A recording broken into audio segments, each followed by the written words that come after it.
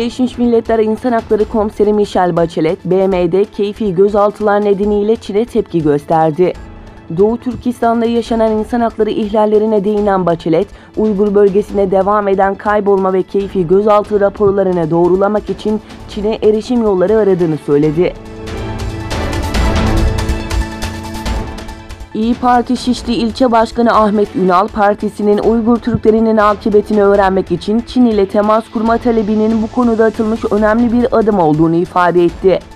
Ünal, Çin'de adeta soykırıma uğrayan ve yaşadıkları zulüm dünya tarafından sadece izlenen Uygur Türkleri için partimizden önemli bir adım geldi.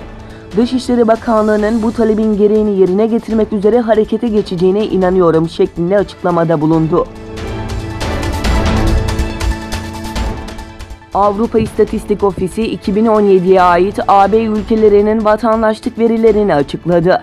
Buna göre AB ülkeleri 2017'de 825 bin kişiye vatandaşlık verirken bu rakamın %83'ünün AB vatandaşı olmayan ya da herhangi bir ülke vatandaşlığı bulunmayan kişilerden oluştuğu tespit edildi.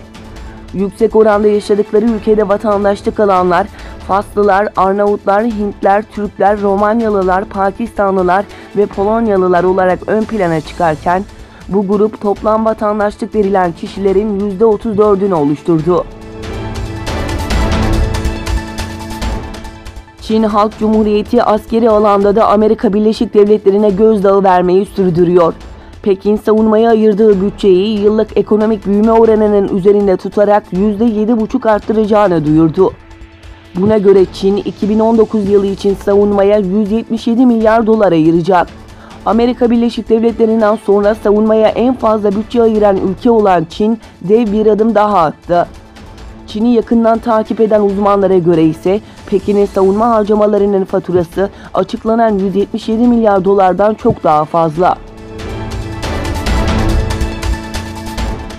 Başkan Recep Tayyip Erdoğan katıldığı özel bir televizyon programında gündeme dair açıklamalarda bulundu.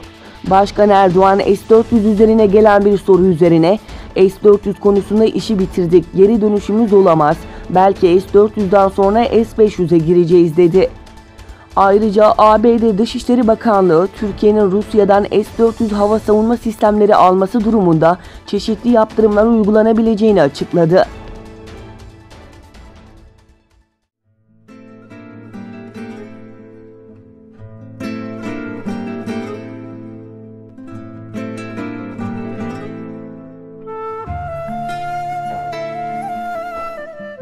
İlahi esintilerin kalpleri okşadığı, bir anın bir asra bedel olduğu bu gece dualarda birleşmek dileğiyle. Kandiliniz mübarek olsun.